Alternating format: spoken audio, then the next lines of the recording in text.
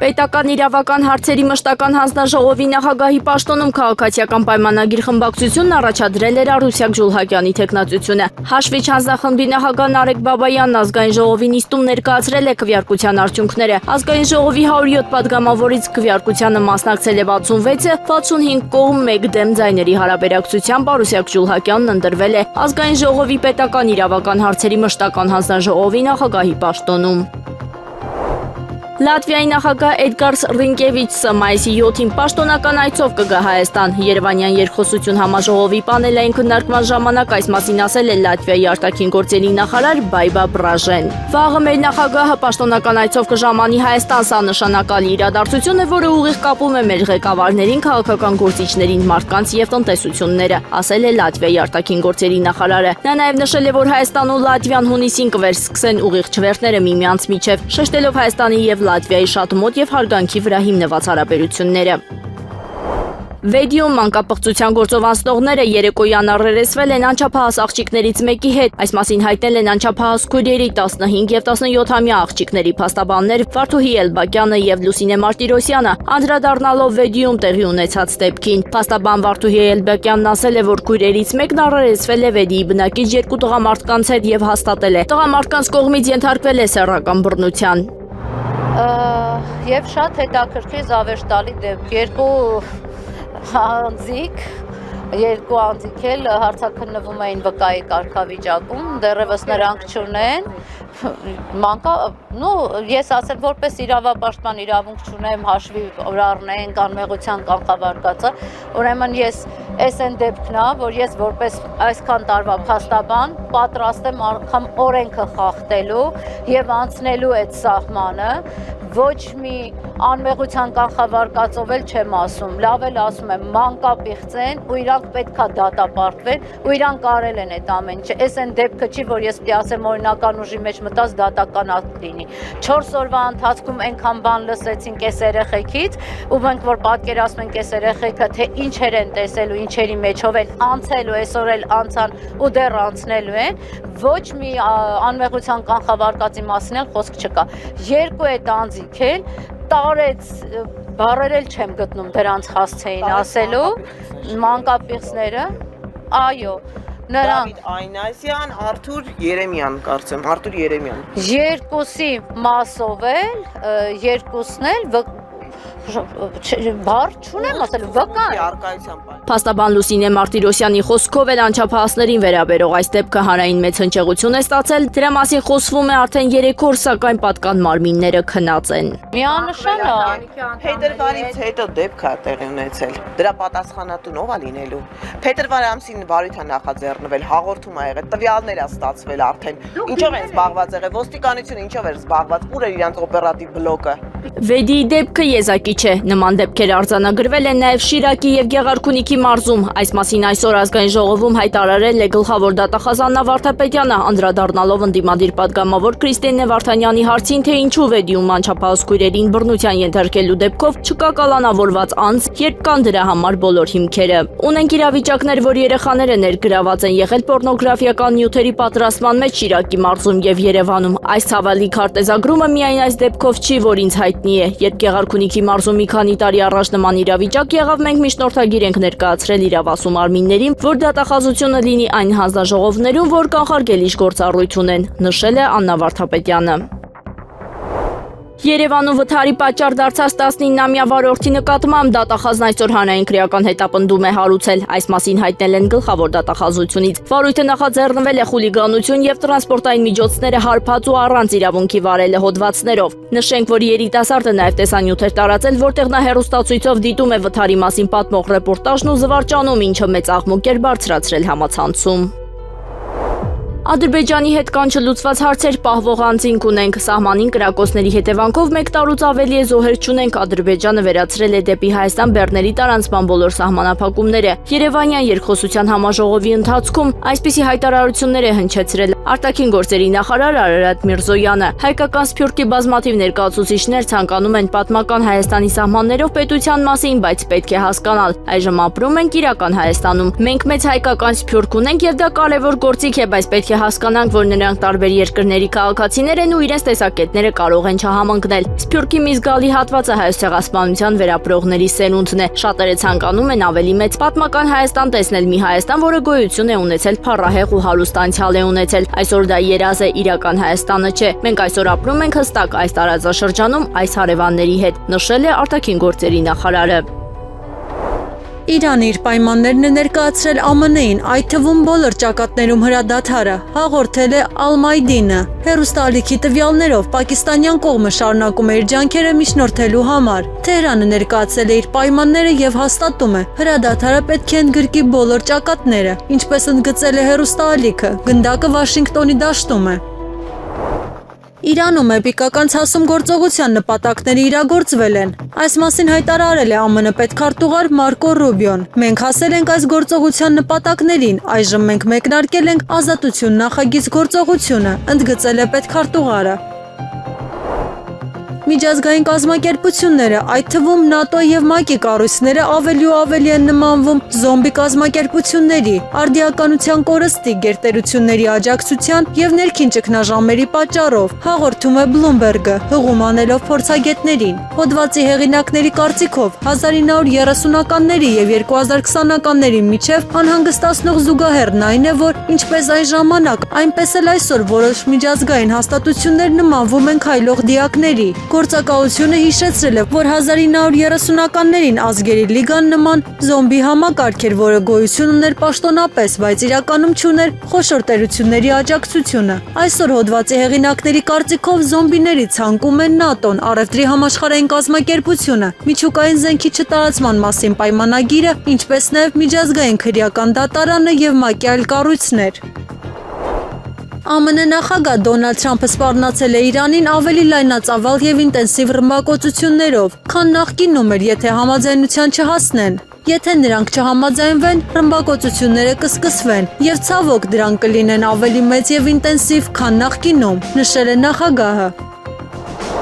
Սեուլի Ջոյգեսա բուդայական տաճարում տեղի ունեցել մարդանման ռոբոտի ձեռնադրության արարողություն։ Միջոցառումը տեղի ունեցել Ջոյգեսա միաբանության գլխավոր տաճարի տարածքում, Բուդդայի ծննդյան տոնակատարություններից առաջ։ Արարողությունից հետո 130 սանտիմետր հասակով ռոբոտին անվանել են Գաբի, որը թարգմանաբար նշանակում է կարեկցանք։ Նա կրում է ավանդական վանական զգեստներ եւ ծիսակատարության ժամանակ երթվել է պահպանել կրոնական պատվիրանները, այդ թվում չվնասել եւ էներգիան խնայողաբար օգտագործել։ Չոգե միաբանությունը նշել է նախաձեռնությունը խորհրդանշում է տեխնոլոգիայի եւ ավանդույթի համակեցությունը։ Ռուսաստանը պատրաստ է Ուկրաինայի հարցով բանակցություններ վարել, որոնք արդյունք կտան, հայտարարել է արտաքին գործերի նախարարության խոսնակ Մարիա Զախարովան։ Մենք անշուշտ բաց ենք, ինչպես միշտ ընդգծել է Ռուսաստանի ղեկավարությունը, բանակցային գործընթացի իրական ազդեցություն, իրական արդյունք ունեցող շփումների համար, նշել է դիվանագետը։ Նա հայտնել է ամերիկյան կողմից երկխոսության համար պատասխանատու պաշտոնյաները ներկայումս լիովին ներգրաված են Մերձավոր Արևելքի հակամարտության մեջ։ Մենք մեր կողմից չենք հրաժարվել բանակցային գործընթացի, շփումների եւ հանդիպումների հայեցակարգից, որոնք ուղղված են մեր կողմից նշված արդյունքին հասնելուն, հավելել է Զախարովան։ Իրանն ունի խաղաղ միջուկային էներգիայի նախագծեր իրականացնելու օրինական իրավունք, հայտարարել է Չինաստանի արտաքին գործերի նախարար Վանին։ Միջուկային հարցի վերաբերյալ Չինաստանը բարձր է գնահատում Իրանի հանձնառությունը չմշակել միջուկային զենք։ Միևնույն ժամանակ մենք կարծում ենք, որ Իրանն ունի միջուկային էներգիայի խաղաղ օգտագործման օրինական իրավունք, ընդգծել է արտգործնախարարը։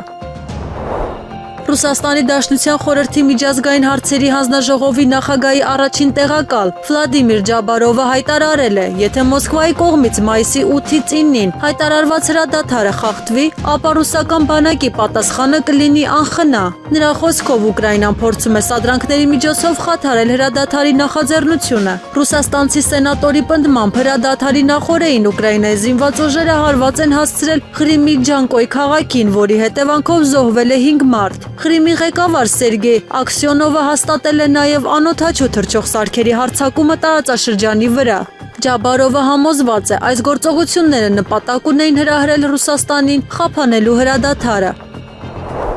Ուկրաինայի նախագահի գրասենյակի ղեկավարի խորհրդական Միխայել Պոդոլյակը հայտարարել է. մայիսի 9-ին Մոսկվայի երկնքում կարող են հայտնվել ուկրաինական անօդաչու սարքեր։ Նրա խոսքով Կիևը չի ծրագրում հարված հասցնել հաղթանակի շքերթին, սակայն Ուկրաինայի զինված ուժերի դրոնները կարող են թռչել Կարմիր հրապարակի վրայով եւ այնուհետեւ շարունակել առաջադրանքների իրականացումը այլ ուղղություններով։ Մեր դրոնները կարող են անցնել Կարմիր հրապարակի վրայով եւ հետո շարունակել թռիչքը դեպի այլ թիրախներ, հայտարարել է Պոդոլյակը։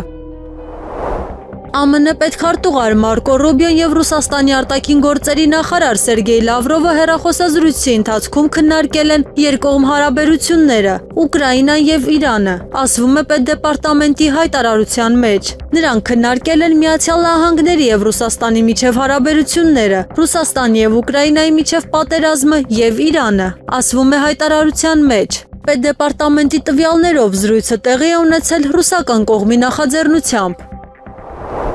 Հունիսի 7-ի խորհրդարանական ընտրությունները Հայաստանում արդեն անվանում են արտաքին քաղաքական կուրսի հարաքվե։ Երկիրը կանգնած է ընտրության առաջ, պահպանել ավանդական գործընկերային համակարգը, թե շարժվել դեպի եվրոպական ինտեգրում, իր հնարավոր ռիսկերով։ Տնտեսական ցուցանիշները մտահոգիչ են։ Ռուսաստանի հետ ապրանքաշրջանառությունը կրճատվել է շուրջ 5.1 միլիարդ դոլարով, ինչը հարված է արտահանմանն ուղղված ոլորտներին։ Միաժամանակ աճում են գները, իսկ կրթության ոլորտում գնաճը հասել է 8.3%-ի։ Երիտասարդների գործազրկությունը կազմում է 26% եւ ընտանիքների զգալի մասը հետաձգում է երեխա ունենալու որոշումը։ Օրինակ են բերվում նաեւ այլ երկրներ։ Մոլդովայի դեպքում տնտեսական դժվարություններ, Հունգարիայի դեպքում քաղաքական ճնշումներ, Վրաստանի դեպքում եվրոպական գործընթացների դադարեցում ինքնիշխան որոշումներից հետո։ Առանձին մտահոգություն է առաջացնում նաեւ արժեքային դաշտը։ Քննադատների կարծիքով եվրոինտեգրման գործընթացում վտանգի տակ կարող են հայտնվել ազգային եւ մշակութային հիմքերը։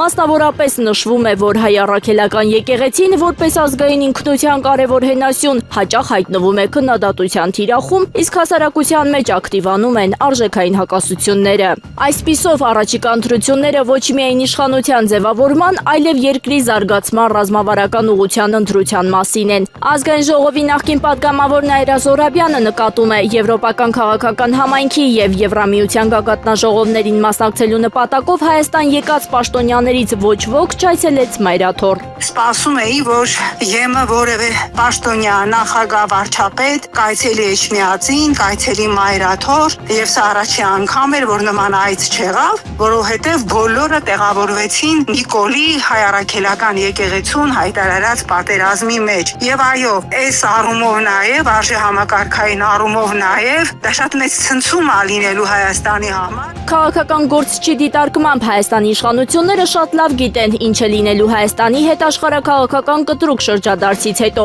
ինչ է սպասվում մեր այն հայրենակիցներին, ովքեր 100,000-ներով պայմանագրեր ունեն Ռուսաստանում եւ ինչ ճակատագիր են ունենալու տրանսֆերտները։ Տեսեք, Հայաստանի իշխանությունները շատ լավ գիտեն ինչ է լինելու Հայաստանի հետ աշխարհաքաղաքական այս կտրուկ շրջադարձից հետո, ինչ է լինելու մեր հայրենակիցների հետ, ովքեր 100,000-ներով պայմանագրեր ունեն Ռուսաստանում, ինչ է լինելու այն տրանսֆերների հետ, որոնք ամենաշատն են գալիս Հայաստան եւ այստեղ 100,000-ավոր ընտանիքներ ապրում են այդ տրանսֆերների հաշվին։ Հայաստանի իշխանությունները շատ լավ գիտեն ինչ է լինելու Հայաստանի տնտեսության հետ, եթե ռուսական շուկան մեր գյուղմթերքների համար իր դռները փակի, ինչը արդեն սկսել է, Զուկը, Ծաղիկը, նաև այդ մարքեթփլեյսերում Օզոն եւ Վալբերիս հայկական այդ մարքեթփլեյսերը հայաստանյան փակվել են, առաջիկայում կարծում եմ նույնը լինելու է նաև Ծիրանի հետ։ Երգիչ երգահան Դավիթ Ամալյանն էլ խոսելով ԵՄ անդամակցության հեռանկարի եւ դրա հետևանքների մասին նշում է. Եվրամիությունը ասվածը մեր տարածաշրջանում ըստ էության նույնացվում է Թուրքիայի հետ։ Եվրամիությունը ասածը մեր տարածաշրջանում Թուրքիան է։ Եթե համամիտեք Թուրքիայի հետ մտերմանանք, իսկ Թուրքիայի ավելի մտերիմ եւ այս պահի մեծ ցավոք սրտի ուժերը Ադրբեջան։ Եթե կարող են քնվել իրանց, եկեք քնվենք։ Դա ուղղակի այն մարդիկ, ովքեր այդպես են կարծում, ովքեր ուժի կարիք ունեն։ Ինչ վերաբերում է մեր դաշնակիցներին, ըստ Ամալյանի պետք է ընդունել, որ մենք նույնպես միշտ չէ, որ ճիշտ ենք վարվել նրանց հետ։ Իսկ ինչ վերաբերում է մեր դաշնակիցներին, որոնց մենք էլ լավ չվարավերեցինք, նես չի, որ հիացած են իրենց ջերմացարկությամբ, խոսքս հասկացակում մասին է, բայց ամեն դեպքում մենք էլ իրենց հանդեպ միգուցե պես չվարվեցինք, դրա համար համապատասխան բան ստացանք։ Հայաստանը ստանում է Եվրասիական միությունից հսկայական տնտեսական օգուտներ։ Օրինակի համար հայկական ծիրանի 86%-ից ավելին արտահանվում է Ռուսաստան եւ ընդամենը 0.5% չափով Եվրամիություն։ Մեծ զրույցում նման դիտարկում է արել ՍԻՄ կուսակցության առաջնորդ Հայկ Բաբուխանյանը, հավելելով, որ այս պահի դրությամբ Հայաստանը ստանում է Եվրասիական միությունից հսկայական տնտեսական օգուտներ։ Զրուցակիցը օրինակ է բերում հայկական ծիրանի 80.6%-ից ավելին արտահանվում է Ռուսաստան եւ ընդամենը 0.5%-ի չափով Եվրամիություն։ Ադրբեջանի տարածքով մայիսի 6-ին Հայաստան կտեղափոխվի պարարտանյութ եւ հացահատիկ։ Ըստ ադրբեջանական լրատվամիջոցների Հայաստան կուղարկվի 4 վագոն պարարտանյութ, 4 վագոն հացահատիկ։ Արամ Ավեհափար Հայրապետը հանդիպում է ունեցել ամենապատիվ եւ գերերջանիկ տեր Ռաֆայել Պետրոս Մինասյանի հետ։ Հանդիպանը ներկայ են եղել նաեւ Նարեկ arczepiskopos Ալեմեզյանը եւ Տաճատ եպիսկոպոս Աշղյանը։ Հանդիպան ընթացքում քննարկվել են մերի եկեղեցիների համագործակցության, ինչպես նաեւ Վեհափար Հայրապետի Վատիկան կատարելիք այցելության հետ կապված հարցեր։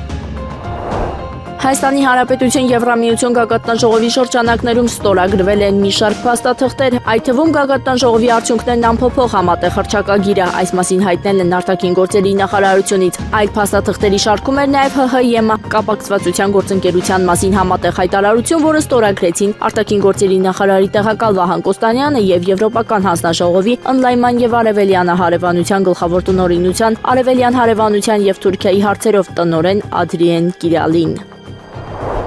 Ավարտվել է Ֆրանսիայի Հանրապետության նախագահ Էմանուել Մակրոնի պետական այցը Հայաստանի Հանրապետություն, նրան Գյումրիից մինչև օդանավակայան ճանապարհել է Նիկոլ Փաշինյանը։ Ֆրանսիայի նախագահը Հայաստան է ժամանել մայիսի 3-ին, Մակրոնին դիմավորել էին Վահագն Խաչատուրյանը, Մհեր Գրիգորյանը, Ժաննա Անդրեասյանը, Տիգրան Ավինյանը եւ Վահան Կոստանյանը։ Մակրոնը մասնակցել է Երևանում կայանալիք Եվրոպական քաղաքական համայնքի գագաթնաժողովին, տեղի է ունեցել Փաշինյանի եւ Մակրոնի առանձնազրույցը։ Եվ վերջում արդեն 3 Գյումրիում տեղի է ունեցել Հայաստան-Ֆրանսիա խորագրով համերգը, որին մասնակցել են Մակրոնը, Փաշինյանը, Խաչատուրյանը եւ մի շարք այլ բարձրաստիճան պաշտոնյաներ, որից հետո Նիկոլ Փաշինյանը ճանապարհել է Մակրոնին։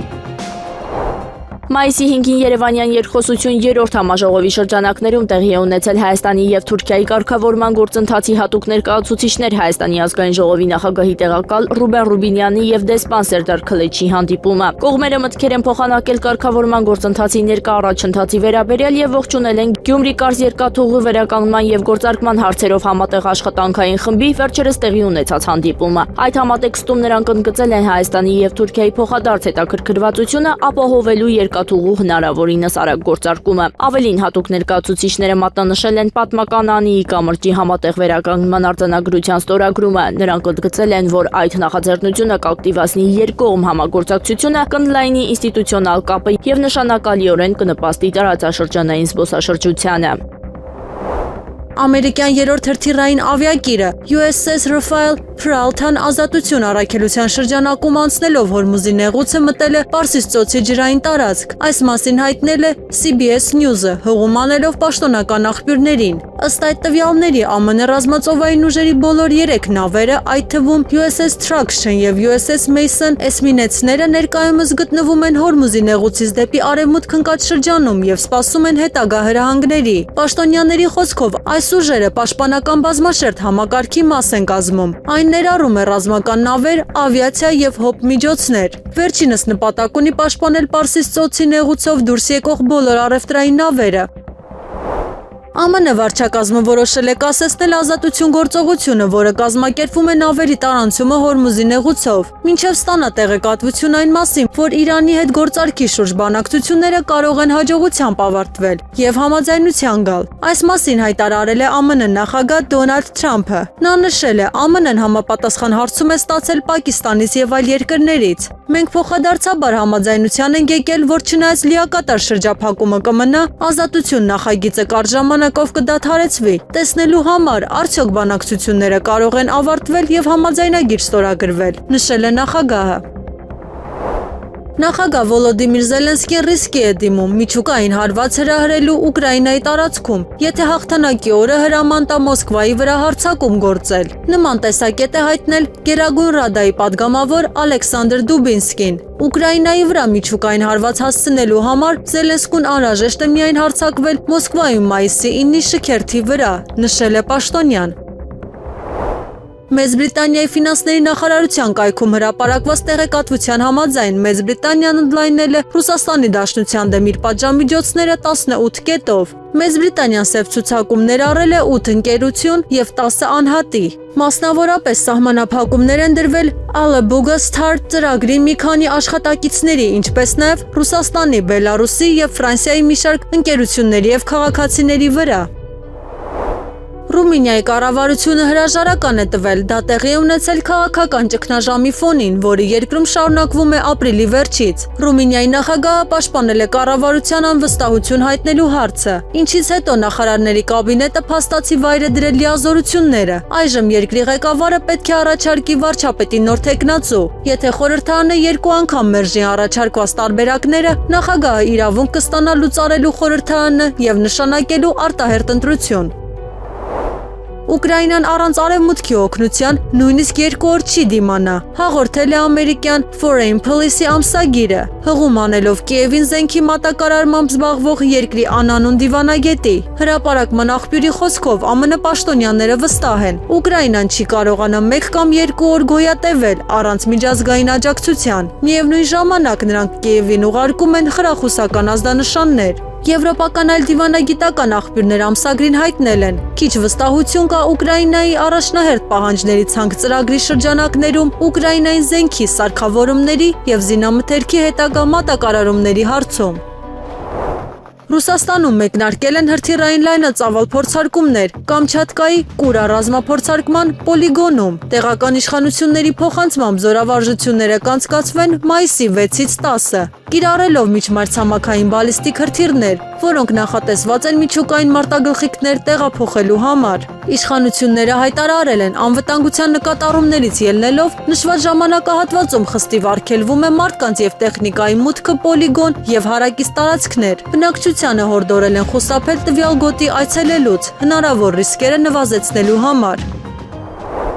Թուրքիայի արտաքին գործերի նախարարության աղբյուրները հերքել են լրատվամիջոցների հաղորդագրությունը այն մասին, որ Հայաստանի հետ սահմանի բացման ամսաթիվը հունիսի 4-ն է։ Անկարայի դիվանագիտական աղբյուրները նշել են, Հայաստանի հետ սահմանային անցակետի բացման ճշգրիտ ամսաթիվը դեռևս որոշված չէ։ Հայաստանի հետ հարաբերությունների կարգավորման 4 տարի տևող գործընթացի շրջանակներում մինչ օրս ձեռնարկվել են բազմաթիվ վստահության ամրապնդման միջոցառումներ, որոնք ներառում են տրանսպորտը, մշակույթը, առևտուրը եւ կրթությունը։ Սահմանային հարցի վերաբերյալ նախապատրաստական աշխատանքներ են տարվում նաև որոշումների արագ իրականացման նպատակով, եթե դրանք կայացվեն։ Ադրբեջանի եւ Հայաստանի միջև խաղաղության համաձայնագրի ստորագրմամբ մեր երկրի կողմից Հայաստանի հետ տարվող գործընթացը նոր թափ կստանա։ Սահմանային անցակետների բացման ժամանակացույցը դեռևս չկա, նշել են Անկարայից։ Իսպանիայի կառավարությունը բացառել է Հորմուզի նեղուցում ցանկացած ռազմական գործողություն, ըստ թագավորության արտաքին գործերի նախարար Խոսե Մանուել Ալբարեսի։ Նրա խոսքով այս իրավիճակի համար ռազմական լուծում չկա։ Մենք պետք է վերադառնանք բանակցությունների սեղանի շուրջ, ասել է արտգործնախարարը։ Դիվանագիտությունից բացի այլ լուծում չկա։ Ներկայումս ՄԱԿ-ի դրոշի ներքո գործողության համար նվազագույն պայմանները բացակայում են։ Մենք լիովին բացառում ենք ռազմական գործողությանը մասնակցությունը կամ ցանկացած գործողություն, որը կարող է հանգեցնել լարվածության սրման, հավելել է նախարարը։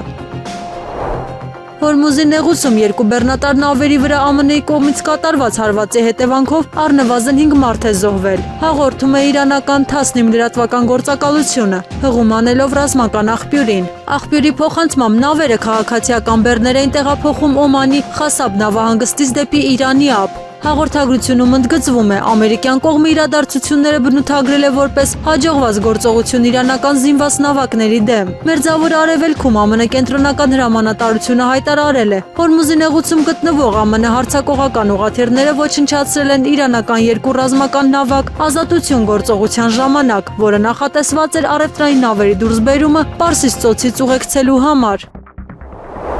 Իսրայելի իշխանությունները ԱՄՆ-ի հետ քննարկում են Իրանի դեմ հետագա հարվածները, հաղորդում է CNN-ը, հղում անելով անանուն իսրայելցի պաշտոնյայի։ Պաշտոնյայի խոսքով Իսրայելը համակարգում է իր գործողությունները ԱՄՆ-ի հետ, Իրանի էներգետիկ ենթակառուցվածքների եւ իրանցի կառավարության պաշտոնյաների դեմ նոր հարվածներ հասցնելու նախապատրաստման նպատակով։ Նպատակն է կարճաժամկետ արշավ անցկացնել Իրանի վրա ճնշում գործադրելու եւ բանակցություններում հետագա զիջումներ ստանալու համար, ասել է աղբյուրը։ ԱՄՆ նախագահ Դոնալդ Թրամփը կարծում է, որ Իրանի հետ հակամարտությունը կտևի եւս 2-3 շաբաթ, պնդելով, որ ամերիկյան զինվորականները հասել են քարոզարշավի հիմնական նպատակներին։ Մենք արդեն ոչնչացրել ենք այն ամենի մեծ մասը, ինչ կցանկանայինք ոչնչացնել։ Մեզ հավանաբար անհրաժեշտ կլինի եւս 2, գուցե 3 շաբաթ։ Ժամանակը մեզ համար որոշիչ գործոն չէ, ասել է ամերիկացի առաջնորդը։ Թրամփը վստահ է, ԱՄՆ-ն կամ կկնքի համաձայնագիր Թեհրանի հետ, կամ կհասնի վերջնական ռազմական հաղթանակի, այսպես թե այնպես մենք հաղթելու ենք, կամ կկնքենք ճիշտ համաձայնագիր, կամ կհասնենք հեշտ ռազմական հաղթանակի։ Մենք արդեն հաղթել ենք, ես դա միլիոն անգամ ասել եմ եւ ուրիշ մարդիկ նույնպես։ Նրանք ունեին 159 նավ եւ հիմա նրանք չկան։ Դրանք բոլորը ծովի հատակում են։ Այսօր մենք ոչնչացրինք նրանց մնացած 8 փոքր մոտորանավակները, ընդգծել է նախագահը։ Եվրախորհրդանի падգամավորների եւ ռուս խորհրդականների միջև ոչ պաշտոնական շփումները ըստ էության մնում են Եվրոպական միության ինստիտուտների եւ Ռուսաստանի միջև հաղորդակցության միակ ուղին։ Այս մասին հայտնել է Լյուքսեմբուրգի Եվրախորհրդանի անդամ Ֆերնանդ Կարթհայզերը։ Նա նշել է, որ գլխավոր նպատակը դժվար ժամանակներում կողմերի միջև երկխոսության հարթակ ստեղծելն է։ Մենք դա անում ենք տեսակոնֆերանսներ եւ անձնական հանդիպումների միջոցով։ Գաղափարն այն է, որ փոխանակվեն գաղափարներ, հասկանան եւ քննարկեն միմյանց դիրքորոշումները գաղտնի միջավայրում, բացատրել է Կարթհայզերը։ Նրա խոսքով փորձը ցույց է տալիս, երկու կողմերն էլ գնահատում են այս երկխոսությունը եւ ճանաչում դրա եզակի բնույթը։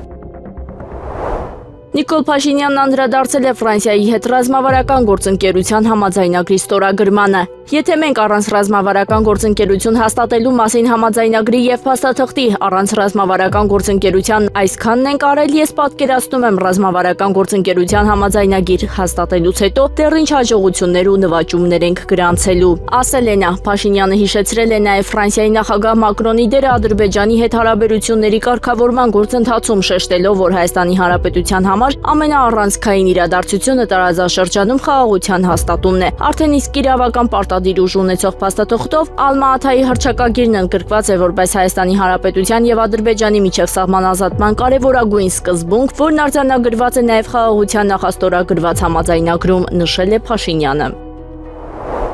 Եղանակը առաջիկա օրերին մայիսի 6-ից 9 ժամանակ առ ժամանակ 10-ից 3-ային ժամերին առանձին շրջաներում սպասվում է կարճատև անձրև եւ ամպրոպ, տեղ-տեղ հնարավոր է կարկուտ։ Մայիսի 6-ից 8-ի գիշերային ժամերին առանձին լեռնային շրջաներում տեղումները կլինեն թաց, ձյան եւ ձնախառն անձրևի տեսքով։ Մայիսի 10-ի գիշերը սպասվում է առանց տեղումների եղանակ։ Օդի ջերմաստիճանը մայիսի 6-ին աստիճանաբար կնվազի 3-ից 6 աստիճանով, մայիսի 7-ից 9 աստիճանաբար նույնքան կբարձրանա։ Երևանում 6-ից 8-ը 9-ից 3 սպասվում է կարճատև անձրև եւ ամպրոպ, ամպրոպի ժամանակ սպասվում է նաեւ քամուշ գնացում 16-ից 19 մետր/վայրկյան արագությամբ, մայիսի 9-ի գիշերը 10-ին սպասվում է առանց տեղումների եղանակ։